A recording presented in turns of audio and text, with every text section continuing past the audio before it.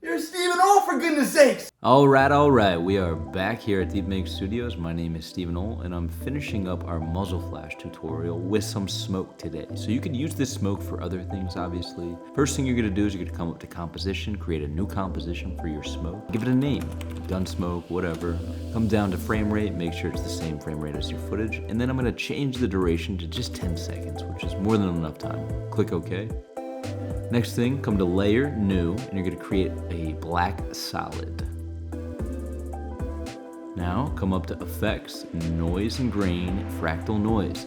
First thing I'm gonna do is I'm gonna increase this like double in size for the scale. Then I'm gonna go to Evolution, click on the clock to start a keyframe at the start of my clip, bring the cursor to the end of the clip, then change the evolution to 5. It should be half of the clip length, and this will give you a nice texture pattern.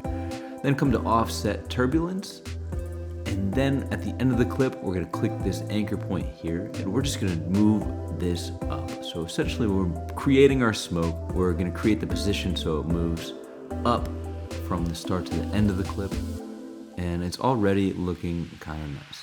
Next, we're gonna come up to Effects, and we're gonna come to Distort, and we're gonna add our favorite turbulent displace. We're immediately gonna bring the size up. Then we're gonna come to Evolution on that, and we're gonna do the same thing, but this time we're gonna do half of what the previous one was. So we'll do 3 evolutions on this. It looks pretty good, it's taking shape. Let's come to the amount and let's bring that down a little bit. Let's just bring it to 35.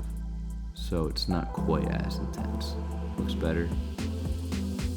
Bring the size up so, it's not, we can't really see the wave so much. It's starting to look more like smoke now. All right, now we're gonna come back to our composition.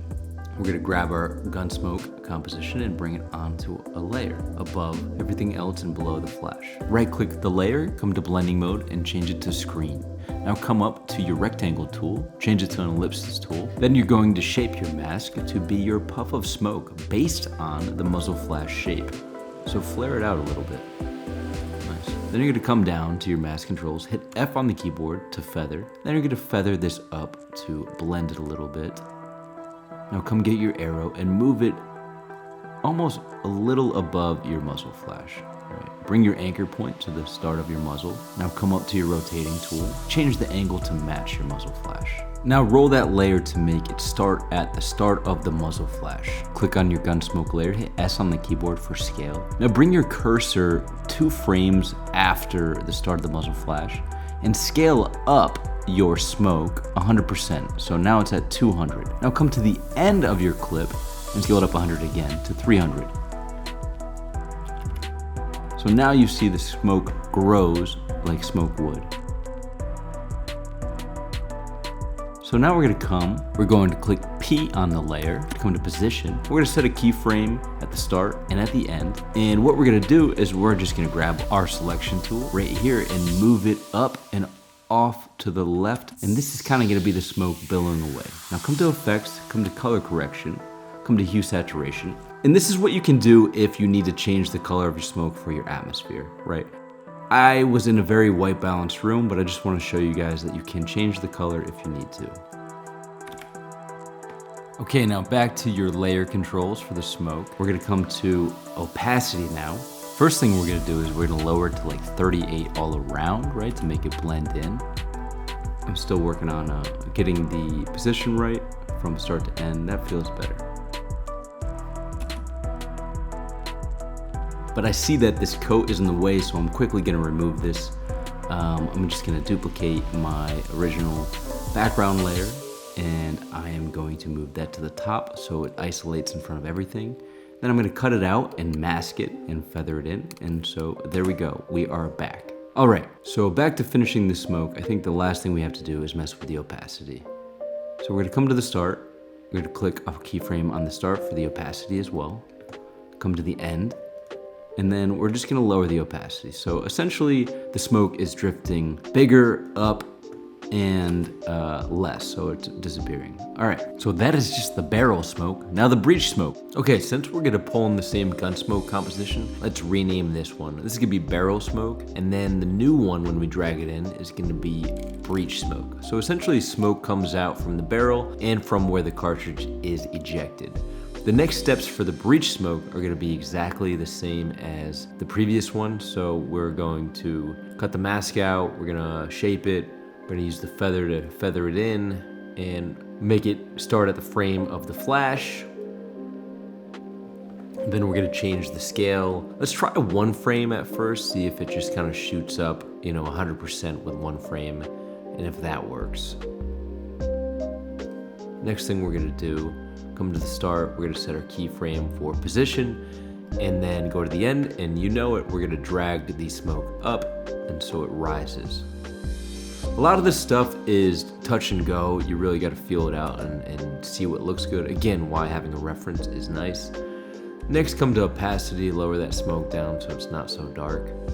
Then we're gonna do the opacity thing, set the keyframe at the start, keyframe at the end, and this smoke is gonna trail off like the previous barrel smoke.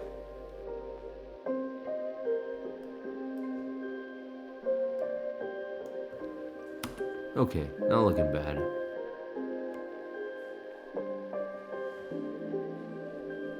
I feel like actually let's have it double in size in 2 frames. That looks much more natural to me. Actually, I'm gonna bring this last frame of the opacity just 2 frames in so it disappears quicker, or down to 13%. Not disappear, but almost disappears. So breech smoke, when the cartridge ejects, it kind of comes up and disappears pretty quick.